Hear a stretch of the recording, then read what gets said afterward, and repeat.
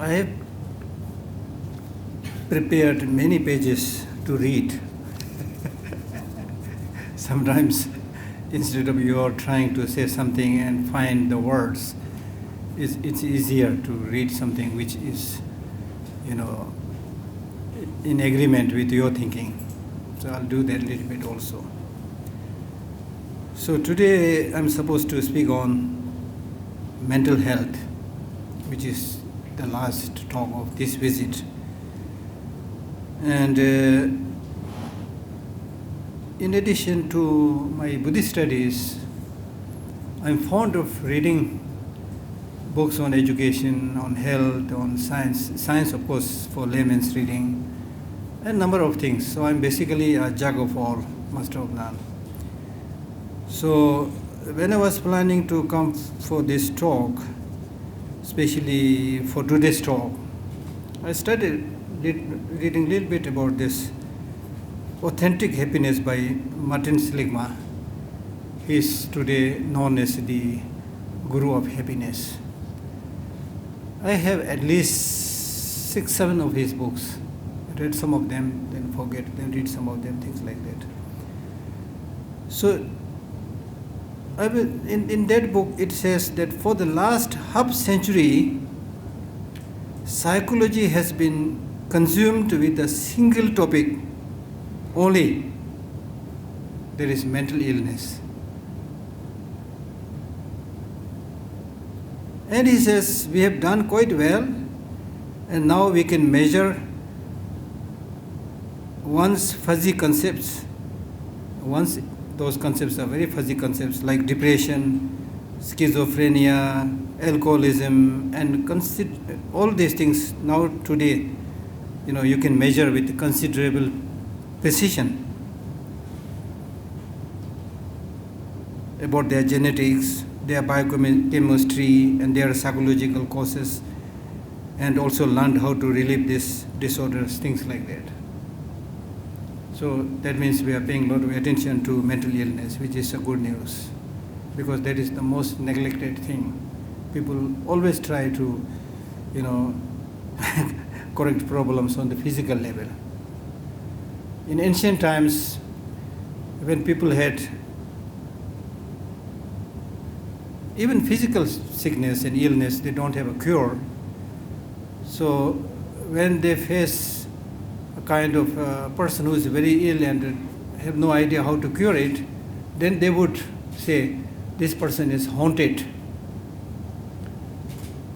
I think this is true in India and Tibet and in many other countries, because there's no method for curing.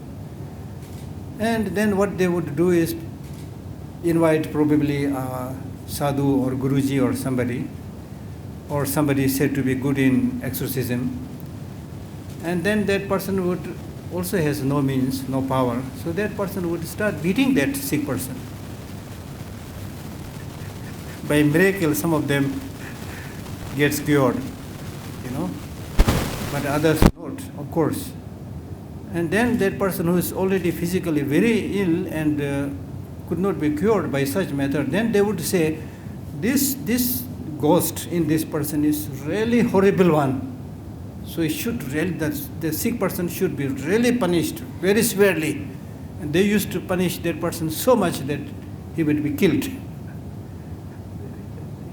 Those are the stories before the proper medicine came.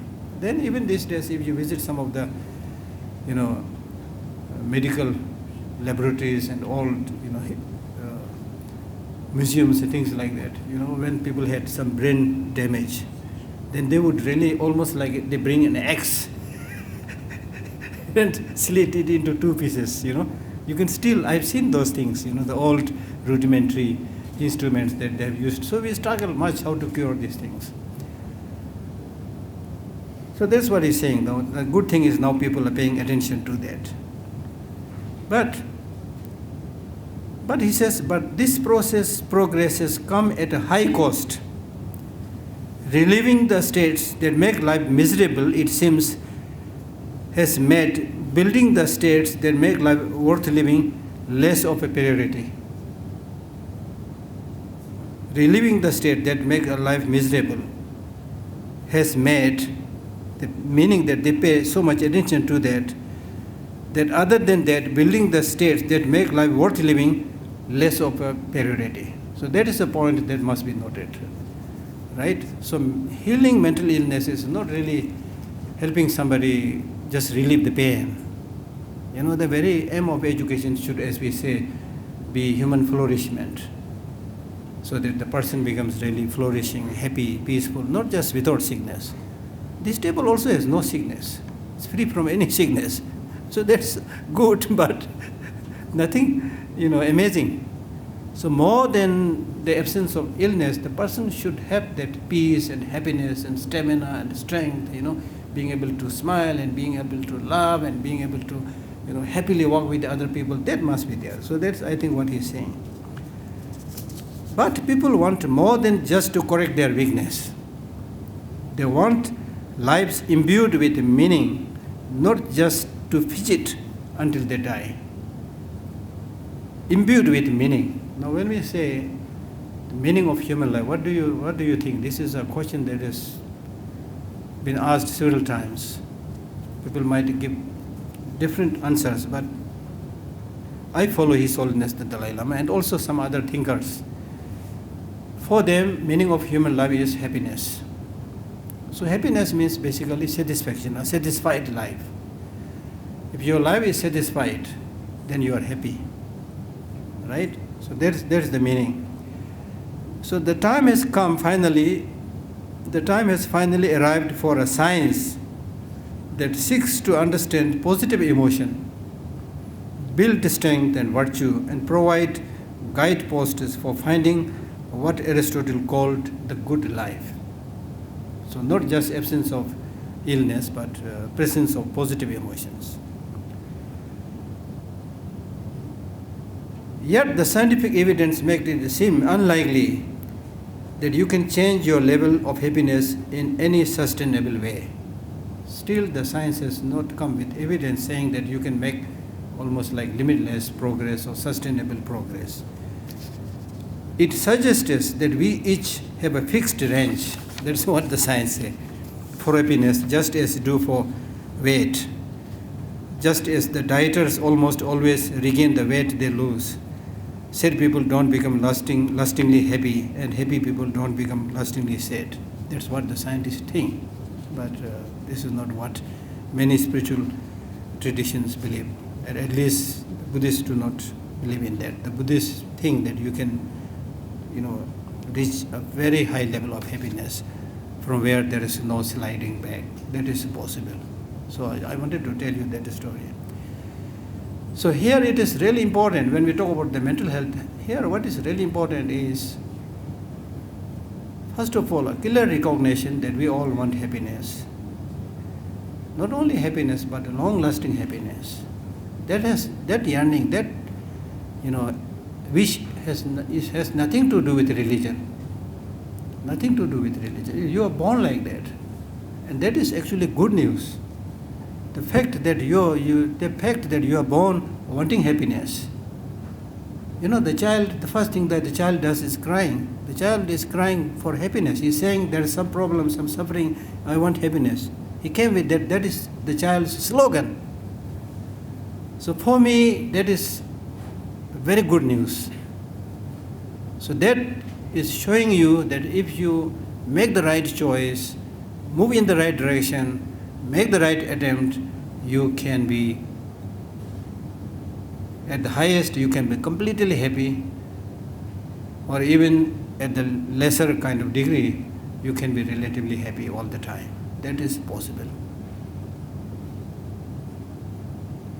So happiness is a choice. It is in your hand, actually. Yes, I agree, there will be some, disturbances or obstructions and hindrances from the surroundings. Yes, I agree, but at the end of the day, it is you. How strong you are, how good your positive emotions are, things like that. So therefore, that is to say that positive emotions can be increased and strengthened. In Buddhism, there is a very good kind of example given. For example, if you read Thich Nhat epistemology. He clearly says that unlike the physical training, the mind can be trained and improved to a limitless state. When he says unlike the physical training, that means in the case of the physical training, he gives the example of jumping, long jump, and perfect example which we can use even these days.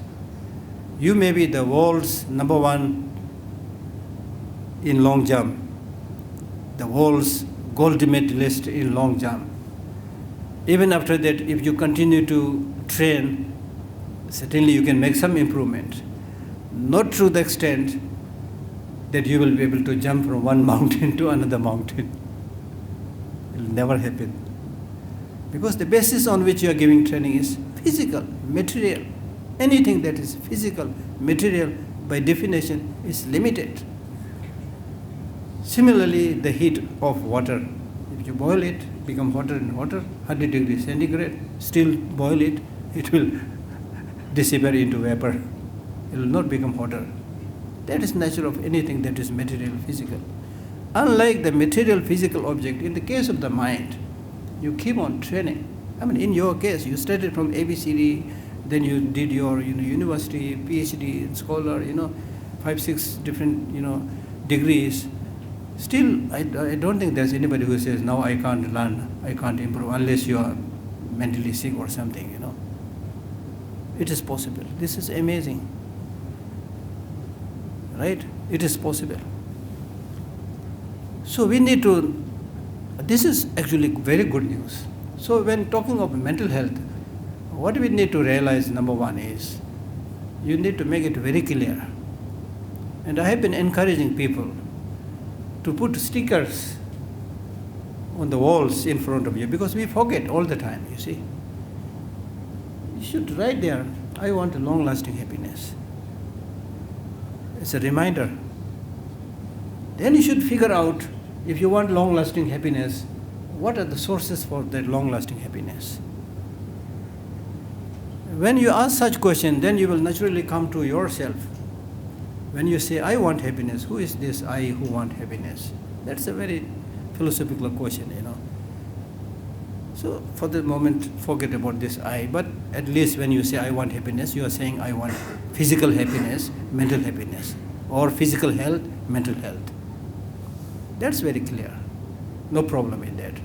Now when you say physical and mental, the next important thing that you need to think about is, which one is important? Physical health, mental health. That's very important.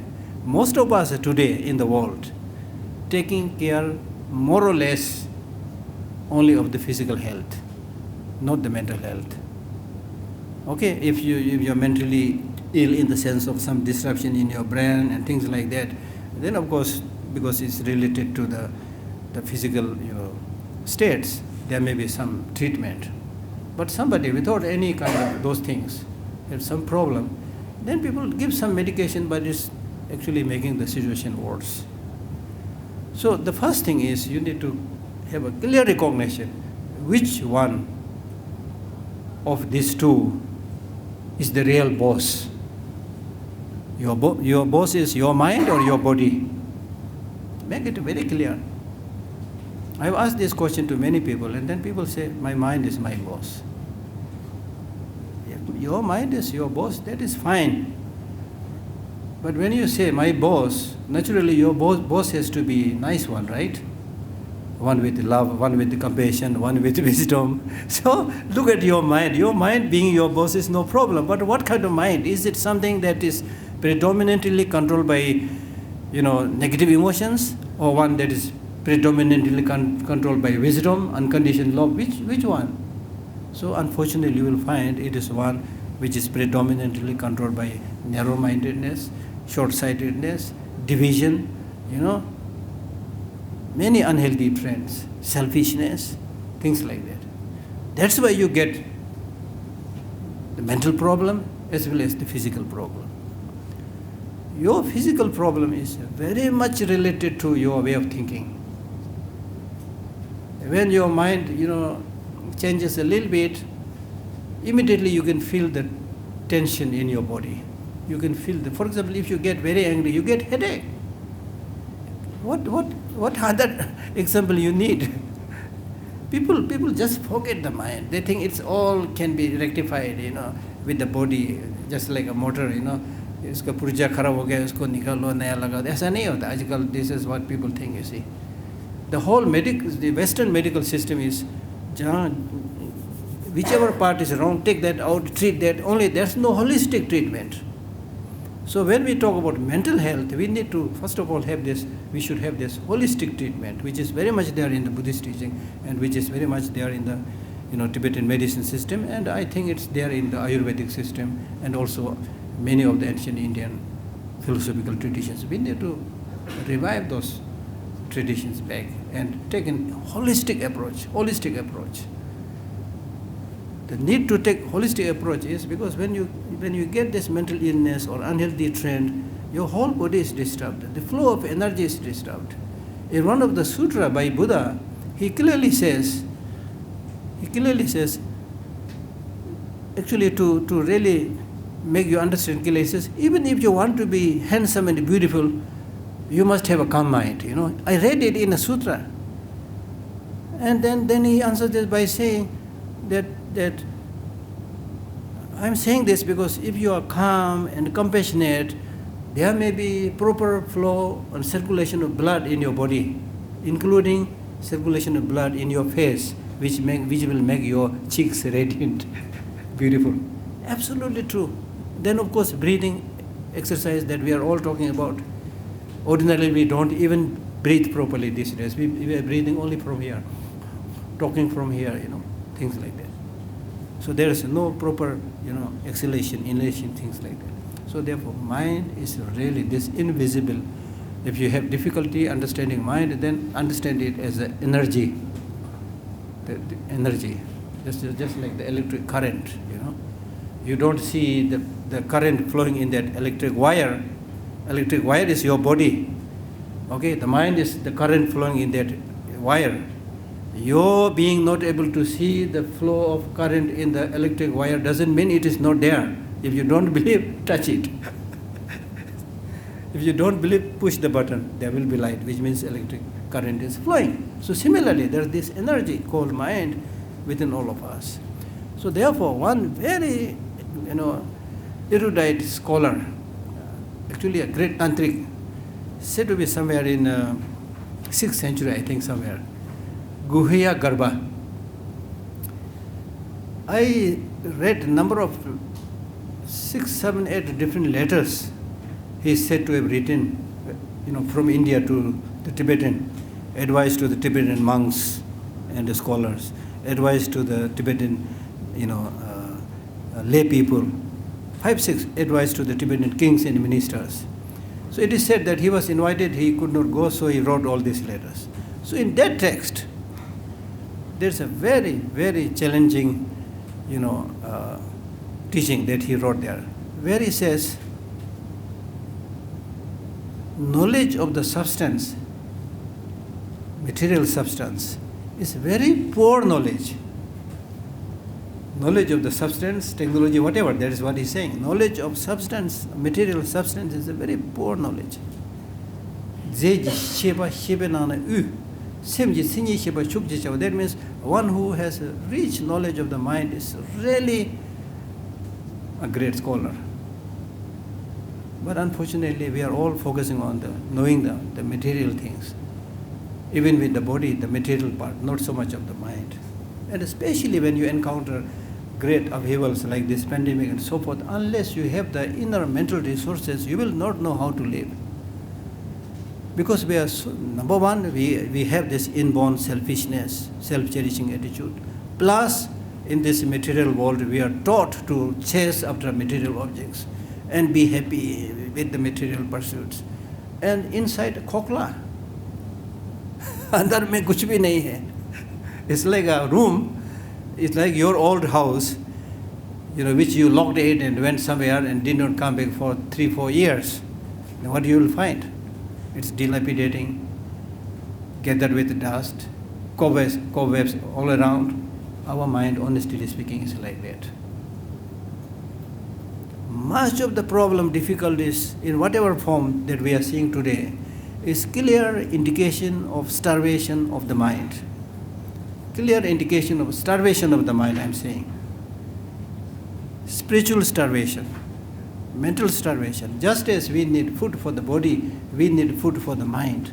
And the food for the mind is spirituality. Not necessarily religion, but including religion and spirituality, thinking good thoughts. That's the key for happiness, key for long life, key for harmony. Because mind is the one that makes our destiny or one which will mar our destiny. Extremely important to realize that. If your mind is not at ease, if your mind is not happy, it doesn't really matter. You are surrounded by the best of food, best of friends, you will not be able to be happy. And that's 100% sure. And then there are people who hardly have anything in the name of a material pursuit, but who are just radiating with happiness and peace. Even today, there are many people like that. They are real practitioners. I'm not advocating poverty, okay? I'm not advocating poverty. What I'm advocating is you should reduce this negative self-cherishing attitude. I, me, mine, ahankar. That is the enemy number one, which is the root cause of all of your mental, illness and physical illness. Reduce that and think more about other people. Develop more love, more compassion. Be more guiding. That will really, really help you. So in this connection, I can read some of the scientific findings here, where this writer, he says, new research into happiness demonstrates that it can be lastingly increased, as I said, in accordance with the Buddhist teaching. Now the research today shows that happiness can be lastingly increased. And a new movement called positive psychology shows how you can come to live in the upper reaches of your set range of happiness. Right? And then he was almost like a little bit upset, with the attitude of the people. He says, another more profound obstacle is the belief that happiness and any positive human motivation is inauthentic. ये हमारे nature में नहीं है.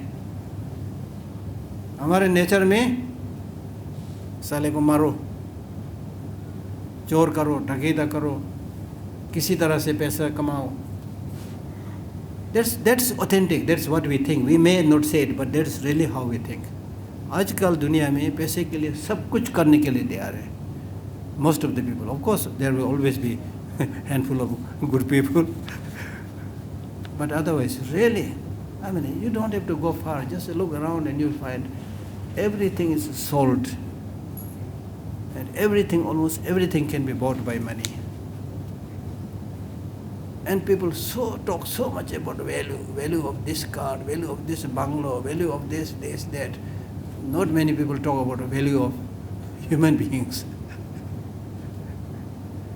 जिसके पास value होना चाहिए, उसके पास कुछ नहीं है. That's the problem. That's the problem. And in fact, it is clearly advocated in many of the Buddhist teachings that even if you want not just happiness in terms of mental satisfaction, even if you want to be rich and prosperous, the root, the good way is to be honest.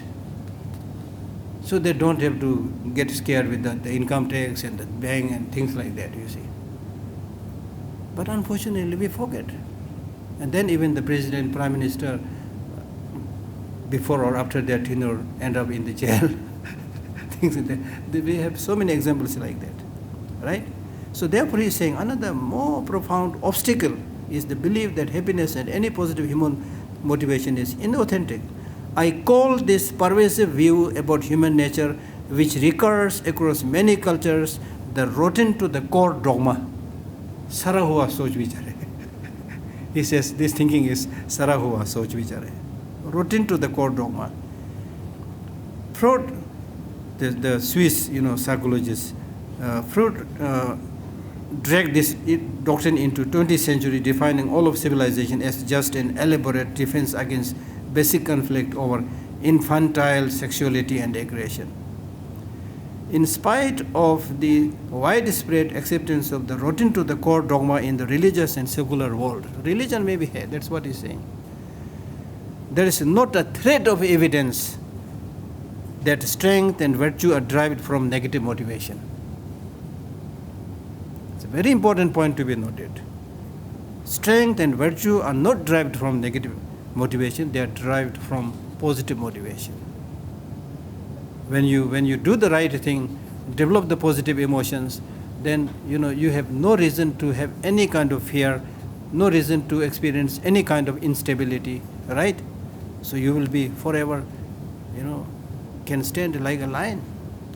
So he says that in spite of the widespread acceptance of the rotten to the core dogma in the religious and secular world, there is not a shred of evidence that strength and virtue are derived from negative motivation. I believe that evolution has favored both good and bad traits. Authentic happiness comes from identifying and cultivating your most fundamental strength and using them every day in work, love, play, and parenting. Positive psychology has 3 pillars. First is the study of positive emotion.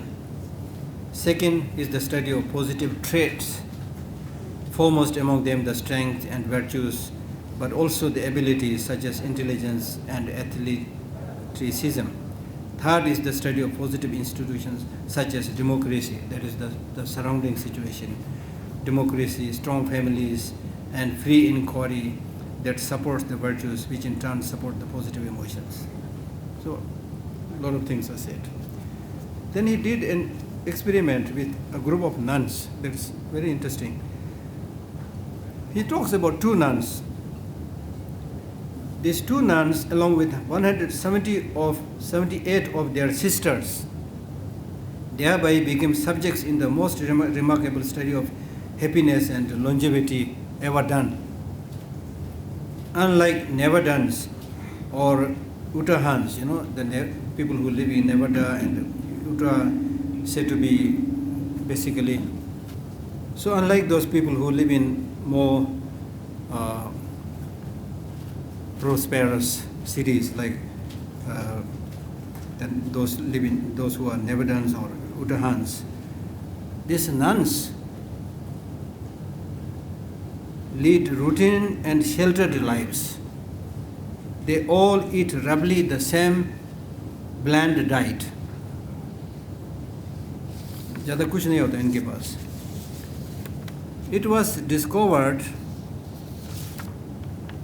that 90% of the most cheerful quarter was alive at age 85 versus only 34% of the least cheerful quarters.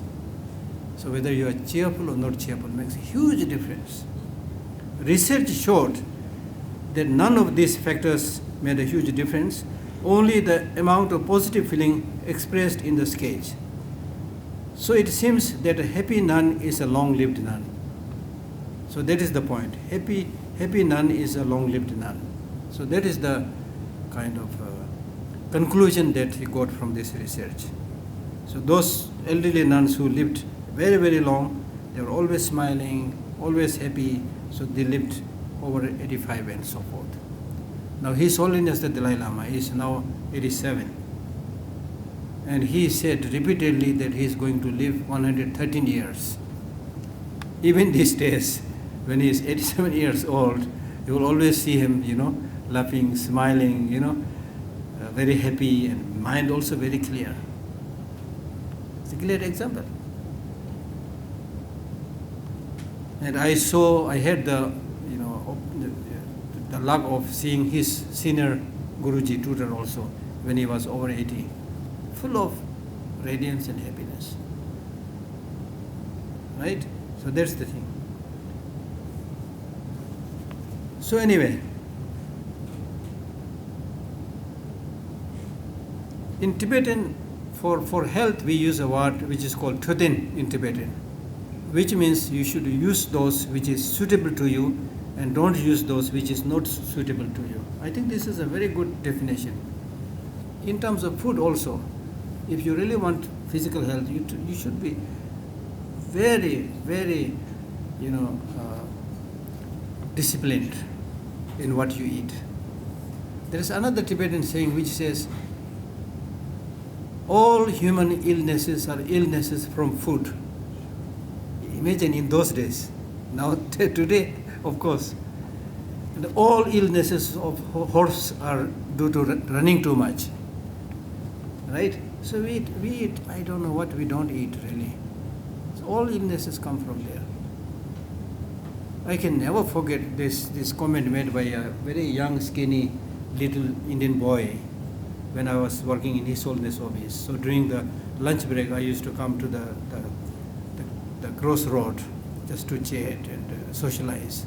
So there's this very young, skinny Indian boy who's selling this Golgappa. So I teased him by saying, I'm very fond of teasing people. I said, "Are kya ho gaya itna dubla patla?" तो उसने क्या फट से क्या जवाब दिया, ज़्यादातर बीमार नहीं खाने से नहीं होता है, खाने से होता है, बोला उसने. I can never forget this. Really, that's true. So we need to be careful what we eat. Don't just try to please the tongue. Of course, you all know it, I know it, but only thing is we are not able to practice. Oh, itna acha, so swadish, so nice, eat it, you know. फिर नहीं बनता है. And then when we talk about, like, to continue with what I said earlier, that our boss is mind. So the mind, we must now come up with a process of meditation, mindfulness, or study to elect a positive mind as the boss, not a negative mind as the boss. Right?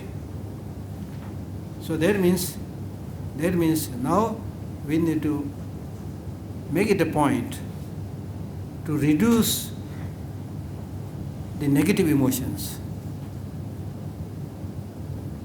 And I am very, very clear or sure that if you do it, there will be huge difference.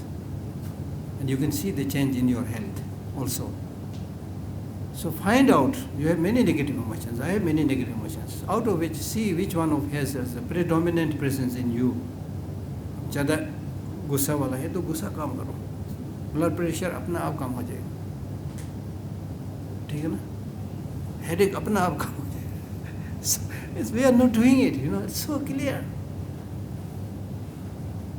यकीन नहीं आ रहा तो देखो गुस्सा होते वक्त क्या हो रहा है, इस रिसर्च उसी पर करो, तुम दूसरों के बारे में मत करो, अपने बारे में.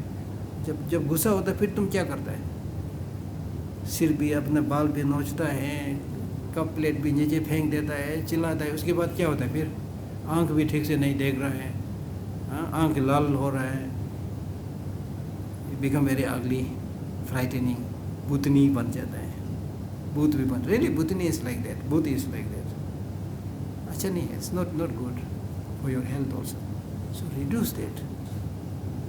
If you are too obsessed with collecting things, lot of attachment, reduce that. Your life will become simpler, happier. And if you have the fortune or merit of able to share things, share it to other people. There are so many poor people, especially among young people, there are so many who have nothing. I'm not a philanthropist and also not a rich man, but according to my own capacity, I have tested it and did here and there small things. You know, I'll tell you one small thing, very small thing, negligible. Before the pandemic, I used to do a lot of traveling, so I meet a lot of people. So one day I was in Delhi. So this little girl, maybe 10 years old or something, with disabled hair, she came with a little hand, you know, begging.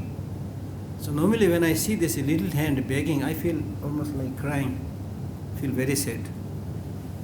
You know, such a small hand, you know, so innocent, and why do they have to beg? Where is the compassion of the government? Where is the compassion of the people? I feel like that, I feel very sad. So anyway,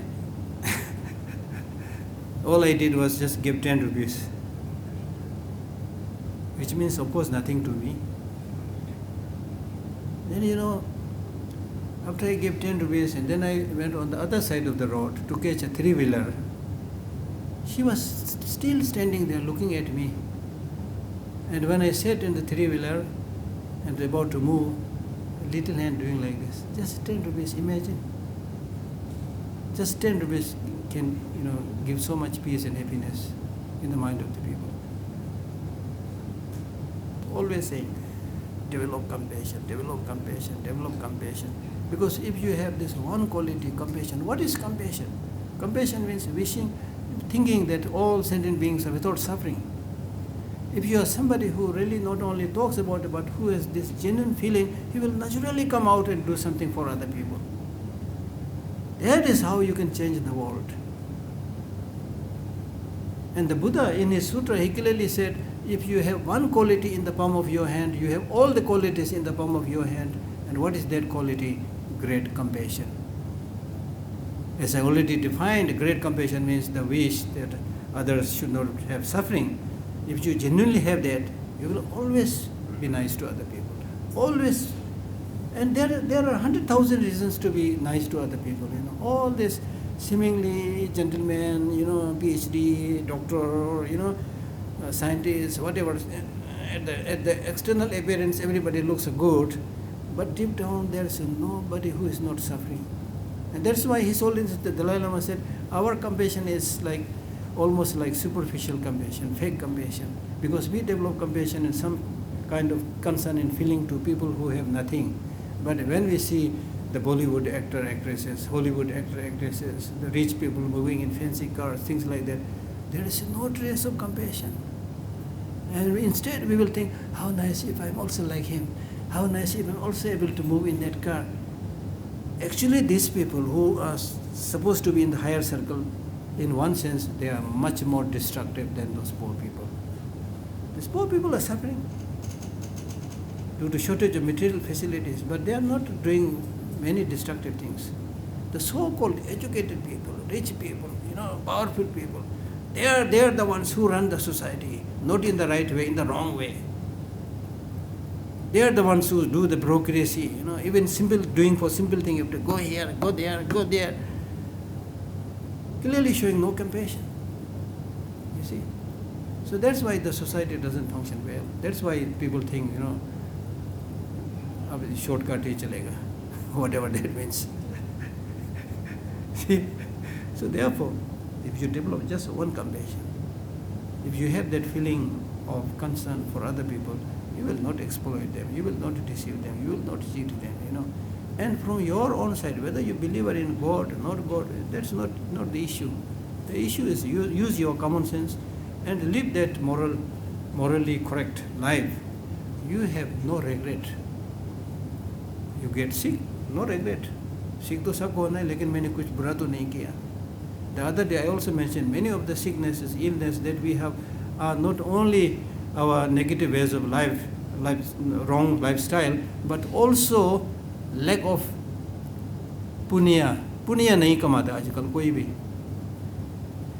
पुराने ज़माने में बहुत बोलता था ये शब्द, पुण्य कमाओ, पुण्य कमाओ. आजकल ये शब्द भी नहीं बोलता है कोई. पुण्य कमाओ कोई नहीं बोलता. पैसा कमाओ, पैसा कमाओ. पुण्य, मेरिट, पुण्य कमाओ बोलता है ना. पुण्य, अच्छा काम करो. हाँ, आजकल पुण्य कमाओ नहीं बोलता है. पैसा कमाओ. क्या किया? तूने अमेरिका में इतना पढ़ाई किया, यहाँ करके क्या कर रहा है? तुम काम नहीं कर रहा है. काम. है ना? So in the Tibetan text it is clearly said, if you don't collect punya or merit, if you don't have the accumulation and stock of merit, death will be sooner. Accident will be more likelihood, things like that. Right? Because it is the collection of merit which gives long-lasting peace and happiness and dispels all suffering. If it is the merit whose collection you will, all your wishes will also be achieved and successful. Right? I mean, taking in my own example, I have never worked for money.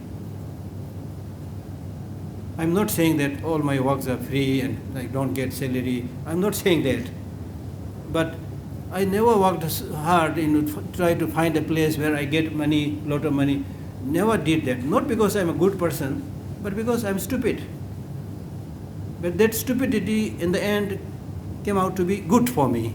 So that's how I want to tell it, you see.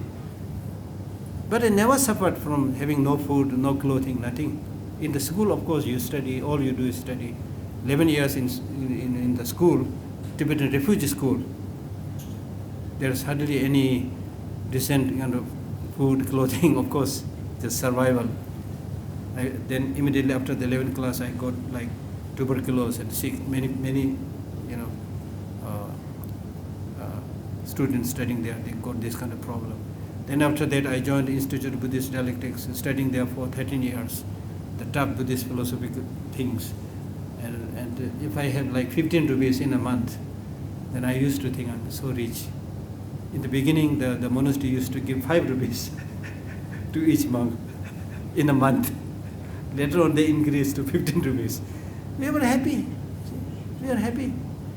Then after I finished my schooling, I worked for 2.5 years in a Tibet house where Geshe Dorji Damde is working right now. I worked there. My salary was 600 rupees in New Delhi. I never had any problem, This is how you live your life. So like that, you see. Money, of course, everybody needs money, but that should not be the primary focus of a human being. You play your part properly, and you will never face any kind of shortage of anything. So compassion is really the foundation. And then I like to cite one or two quotations from the Buddhist text, where it says, unless you are able to exchange your peace and happiness to others' suffering, forget about your achieving nirvana, you will not have happiness even in this life. Unless you are able to exchange your happiness to others' suffering. These are tough statements. For a beginner, may be hard to digest. But the point that he is making, as I said right in the beginning, is all the problems, difficulties that we face in our life is because of just thinking about oneself, I, me and mine, I, me and mine. And this habit of repeatedly talking about I, me and mine and not beyond that is now not only discouraged in Buddhist text, it is there in Chandakirti's text right in the beginning, Madhyamika Avadara, that if you do that, then you will be like a ring of bucket, caught in the well. Scientifically, it is now proved that those people who make a lot of self-references, they are prone to all kind of illnesses, including heart attack. Scientifically, it is found. Because when you talk about I, me, mine, all the time, your focus becomes very narrow. Within that narrow focus, even if there is a tiny problem, you tend to see it as if it is unsurmountable. हाय दुनिया में सबसे बदकिस्मत में ही हूँ. This is how many people say, they have no idea what is happening in the rest of the world. Whenever you get problem, you tend to like magnify it, saying that I'm the most unfortunate person in the whole globe. I mean, you can see, the trend of the negative emotion, the narrow-mindedness of such a negative emotion. And it's absolutely not true that you are the most unfortunate person. There are so many other, millions of them, who don't have the kind of clothes you are wearing, who don't have the food that you are eating, and who don't have all the facilities that you have. So you are lucky, you are living from that point of view among these millions of people. You are really living like a king and Maharaja and Maharani, You need to recognize that. And by recognizing that, then you will also see your capacity to help others, to build In ancient times, there is a saying that the test of a greatness of a king is that if he is living in the Jompri and let the citizens stay in Mahal, palaces, just opposite, people are so just small percentage of people, they are valuing in wealth so much money. They have no idea what to do. And actually, for them also, it is not good. Nagarjuna has said that he gave this very beautiful teaching with an example, saying that he gave the example of the Nagas, which basically means snakes. So he talks about this ordinary snake which has one head, and the king of snakes, which is supposed to have this hooded kind of 5-6 heads. Then Nagarjuna says that at a superficial glance, the king of Naga really looks grand, having like 5-6 heads, whereas the rest of them, they may have only one snake. But the fact of the matter is, those ordinary snakes who have only one snake, only one head, they are not so easily susceptible to illness, because they have to worry about only one head. This so-called king, he has 9 heads, or 5 heads. Today, the 2 sides of the head, okay, but the central is ill. So ordinarily what we think is, I have 6 brothers and 10 sisters, I'm very rich, like a big family. There's nothing comes value free. Your brother is okay, sister is sick, this is okay, this is sick. Like that, you need to understand in that way. Right? There is in the mind training text, there is a story of a person who had like 5-6 boys as his children. They are all grown up, hard working. Then everybody used to praise that father, saying, "You are very lucky. You are very lucky." He said, "What? Your 5 sons. They are all steady, hard working." Then said, "This is the reason I feel unhappy." You see? So that's the time to be careful when you are rich, when you are powerful. You see, don't become like Mao Zedong, when you become power. In the beginning he was a good man.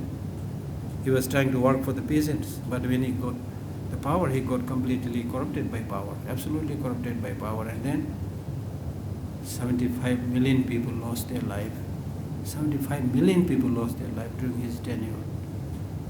That's the thing. You can get addicted to power and facilities and things like that.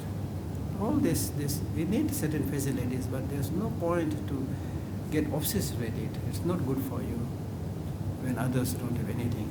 So there's one thing. So that's why he's saying that unless you exchange your happiness with the sufferings of others, share their sufferings. And if you are unable to do that, forget about reaching higher spiritual heights, but you will not have happiness in this life also. It's absolutely true.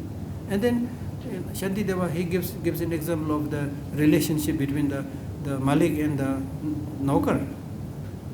He says that if there is a Malik who is very stingy, he doesn't give proper salary to the Naukar will also definitely cheat the Malik.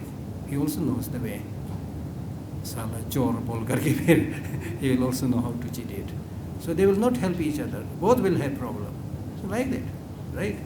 So therefore, the root cause of all kind of illnesses, physical and mental, is negative emotions. Anger, jealousy, hatred, selfishness, self-cherishing attitude, 100,000 negative emotions are there. These are our sworn enemy. These negative emotions are the ones which destroys your health, your peace of mind, which destroys unity among people, But the good news with these negative emotions is, if you fight them, you can eliminate them. That's the good news. Right? You have to only dethrone them and kick them away from your head. अपने दिमाग से, बाहर से नहीं, अपने दिमाग में है ना सब, उसको काम करो. And then do a research all the time. We all develop negative emotions. We all get emotional. We all get angry. Then at that time, or immediately after that anger, you should write down क्या क्या हुआ, हालत बताओ उसका, latest news लिखो क्या हुआ, volcano erupt होने के बाद क्या हुआ. वो देखो. If you really find anger is really good, continue, please continue. Nobody can stop that. फिर और गुस्सा हो जाता है ना. Attachment also, desire also, if you think after doing this, you know, unbiased research and analysis, if you find attachment and desire is good, go ahead. Nobody can stop that. But it's 100% sure that you will find the results are really, really destructive. I'll just give one, hopefully, powerful example and then I stop. Powerful example is, we are all aspiring to accumulate more and more material wealth. Every country is thinking about, you know, improving their, what they say, GDP. Huh? GDP every year. Is it possible that the country can increase their GDP every year? Is it possible? Because the so-called development of increase of GDP is based on the external natural resources. As I said right in the beginning, the external natural resources are water, mineral resources, forest. These are physical resources, therefore by definition they have a limitation. How can you make unlimited development and progress from limited resources? If you try to do that, you will only end up completely destroying the environment, which is happening today. Already we are witnessing that. Already see the changing pattern of the weather in Goa, in Dharamsala, wherever you go. Everybody says weather is really completely changed. We are seeing that. We really need to mobilize our kind of talent or energy and talk much about those things. Not just showing the Bollywood, Hollywood and cricket all the time, you know. Really, mobilize, come up with these great ideas. Because if a drastic, it's already happening, but still further, if a drastic, unfortunate things happen with this, you know, environment, then there is no vaccination. आपको पीने के लिए पानी नहीं मिलेगा. Forget about vaccination. As dangerous as that. But look at our world leaders. For several years, they did not even have this climate agreement. Now recently they had one, but not that impactful. But we as citizens, I think we should try our best. It is because of the disruption of the environment. All these pandemics also come because of disruption. Scientists, they say that many of these pandemics, even this pandemic, they say related to human beings' mistreatment, misadventure with animals. Almost 60% mistreatment with animals, resulting in tsunami. In the Buddhist teaching, it is very clearly said, anger is always explained with the example of fire. Fire means natural fire. Fire means shooting and killing. Of course, these are all due to anger. Sometimes you are really angry and then shoot, very visible. Sometimes not that visible, but there may be fire whose reasons you may not know, but is related to anger also. Somebody might, lunatic, get angry and put fire in the forest. Then attachment is always explained with water. Water, when you find a little bit, chance, then it will immediately move this direction, that direction. So attachment is really ready to move into any object that fancies the stupid mind. And when we had this very destructive tsunami in Japan, I really felt this is almost like a revenge by the amount of fish that human beings have killed. I got that feeling. Right? So my feeling may be right, maybe not necessarily right, but what I'm basically saying is, if we don't take care of our environment, not only we will have continuous pandemics or endemics, whatever you want to call it, not only that, a time will come when either the climate will be so hot or it will be so cold or there's a shortage of water,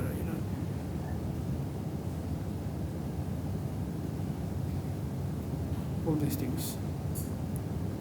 So when we talk about mental health, we need to I'm not talking about what kind of injection you should give, things. I'm not an expert on that. I'm talking about a bigger picture.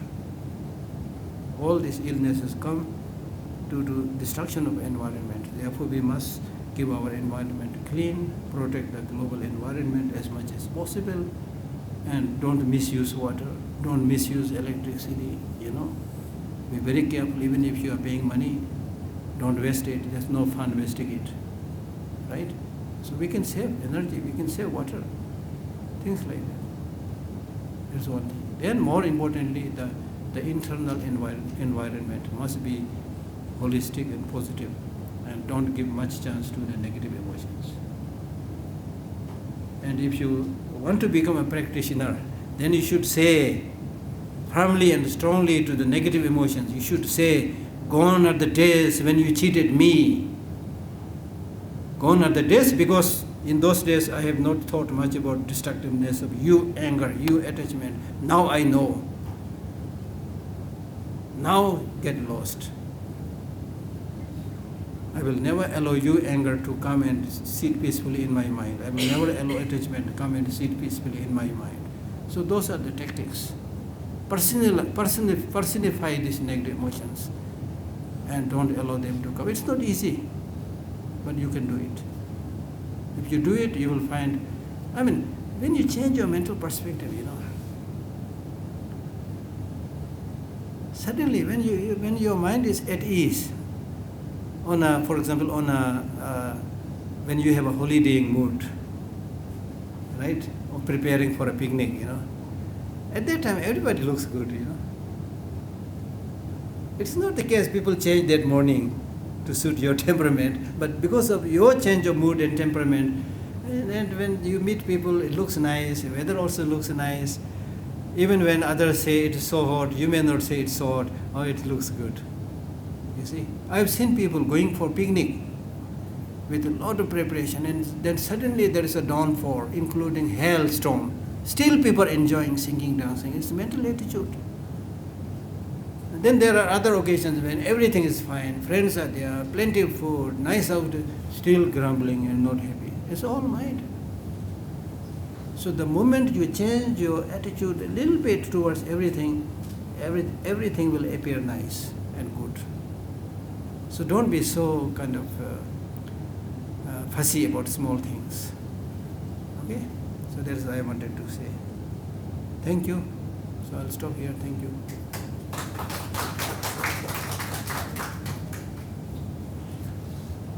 We're quite aware of this, being compassionate, should not have negative emotions. Lots of books have been written on this. People have been talking about it, religions preached about it for many years. People know that it should not be compassionate, it should not have negative emotions, it should be all that you talked about. Awareness is there, people know about it. But still we get trapped with the old way of thinking. After reading a book, we know that how to do that, how to respond to situations, how to not react to that, how to control anger. All these aspects is there. Many forms of through religion, through books, created scholars have written books about it.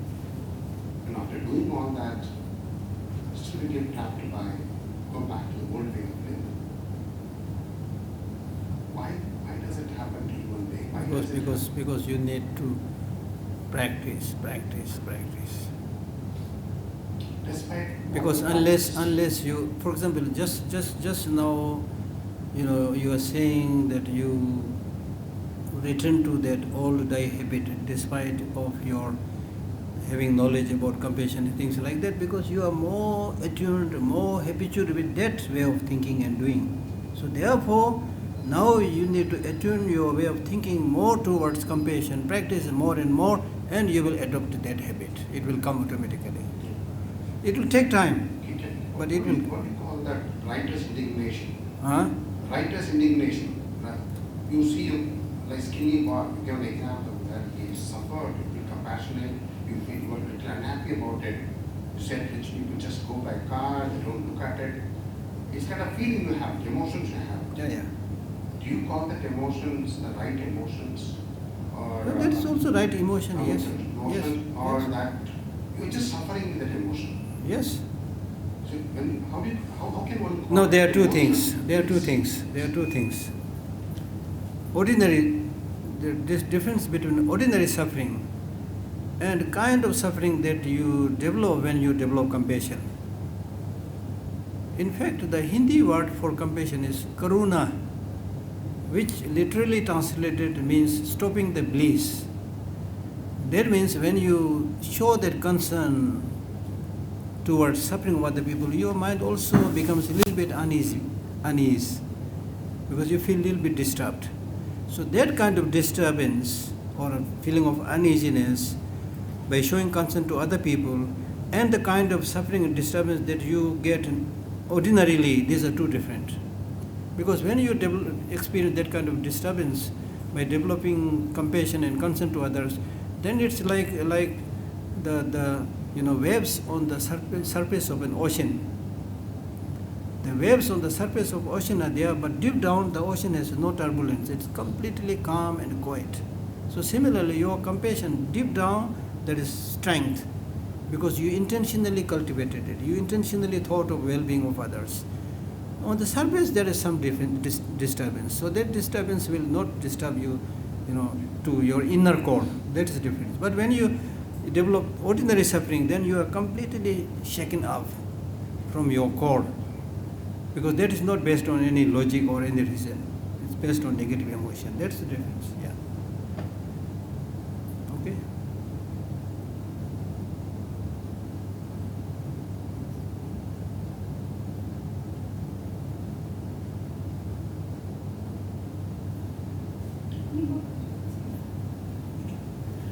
I just wanted to say that there is no stress-free life for anyone nowadays. In today's world, there is no stress-free life.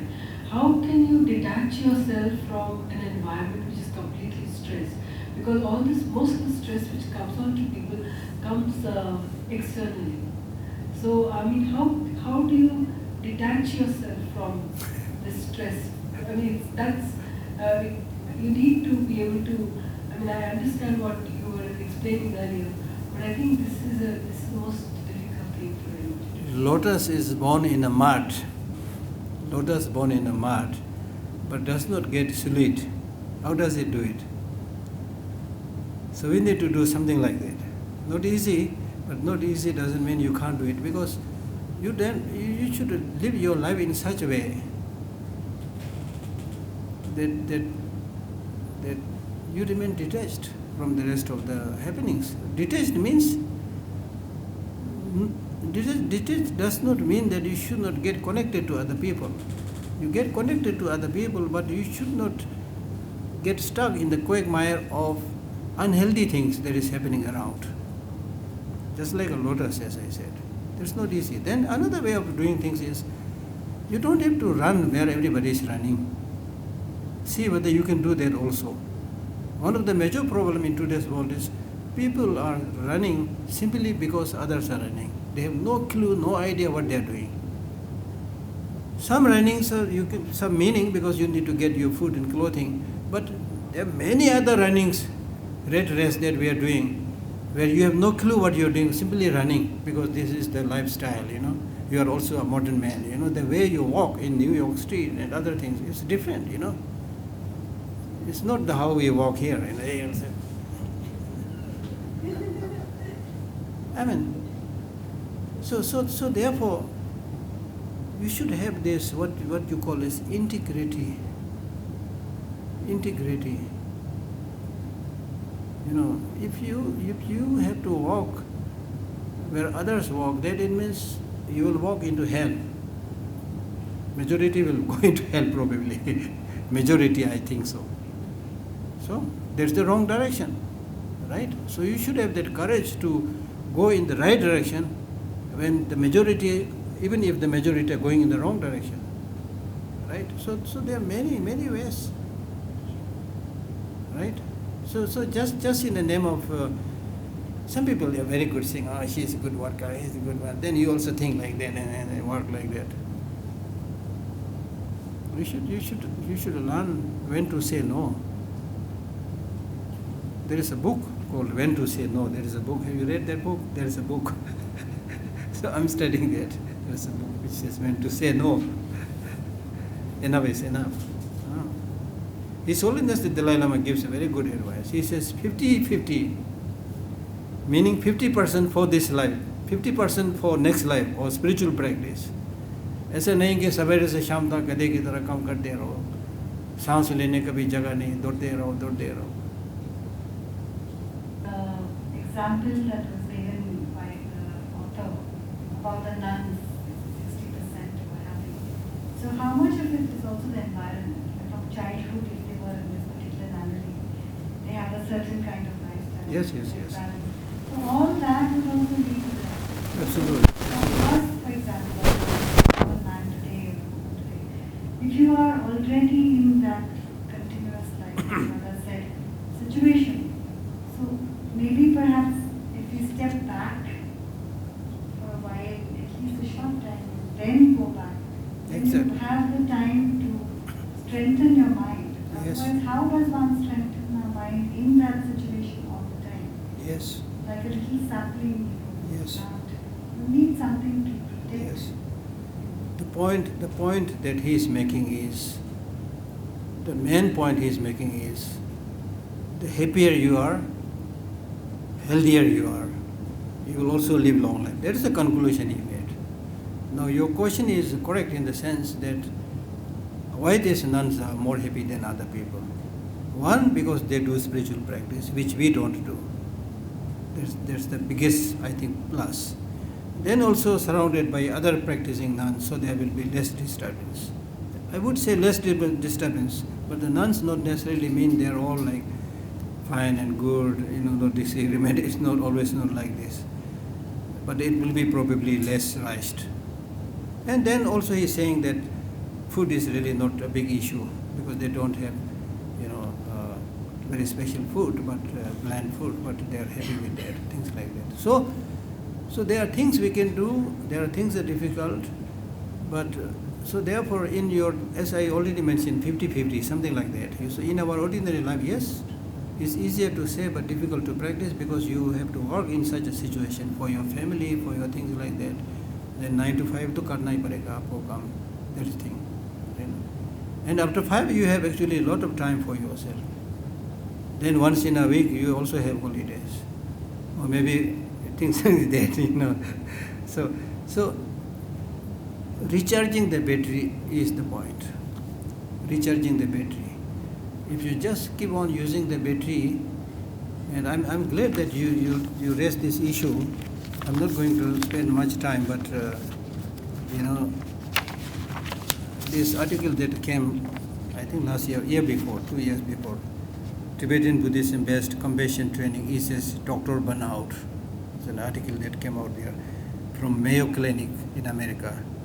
Mayo Clinic survey found that nearly half of physicians in the United States have at least one symptom of burnout. And the phenomenon is more common among doctors than other professions.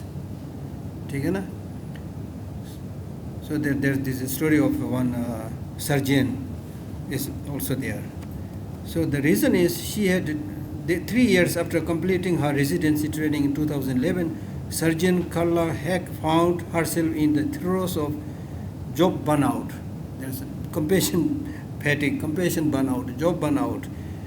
Why job burnout? Because she had devoted her life to the hospital, working 14-hour days, including weekends, for months at a time. Time to eat a meal would not arise until the end of the long work day. Okay? So I want to read that part.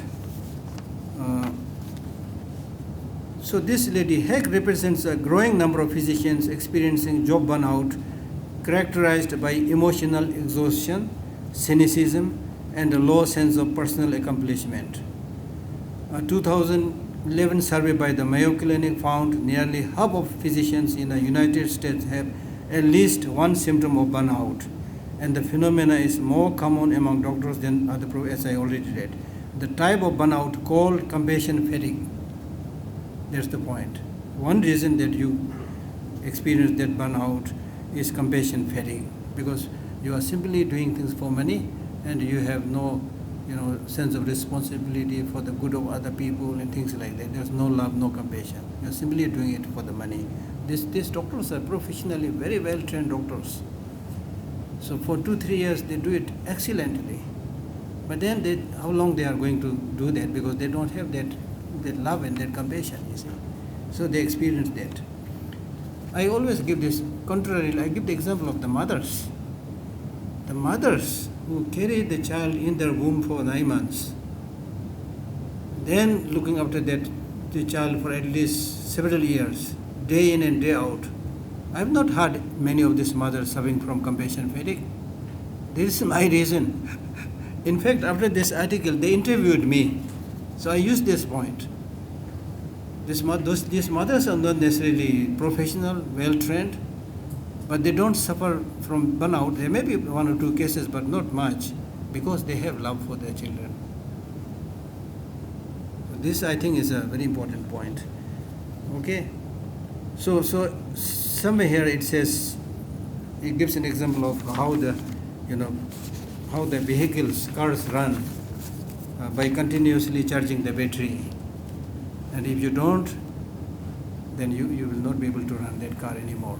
So like that, you need to take time, whenever possible, take rest, eat good food, do some exercise, have a nice shower.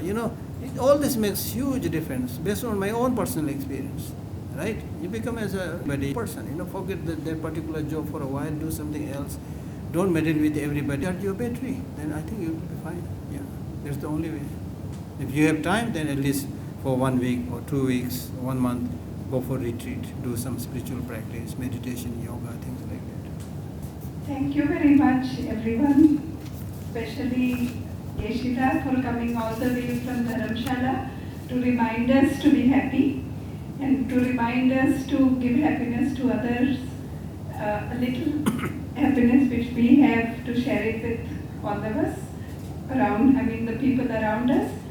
And thank you very much from my heart for all of you who have attended these sessions. I can see some faces which have always been attending the sessions, like continuously for all the 5 sessions. So thank you to my colleagues also who have been continuously coming for these sessions. And I hope all of us have been, we need visiting professors to come here regularly to remind us to be happy, to remind us with certain things which happen in our daily lives, but we don't realize that we should do certain things. So these reminders, I think, are very essential, and we'll be having many more sessions. At present, for December, we are going to halt the VRPP activities for some time because the examinations have started, and I think everyone is busy with that, and especially the parents are more bothered about their children and more busy about the examination fever rather than the children themselves. So we are going to halt this up till January, mid-January, and then we'll start the activities again. So watch out for our activities on the VRPP website, which is www.unigoa.ac.in, and then just go to VRPP and you'll see the activities planned for the next year. Wishing you all a very happy Christmas and a very happy New Year, and please share. I hope all of us have good health for the next year and are free from any more pandemics. Thank you very much for this session.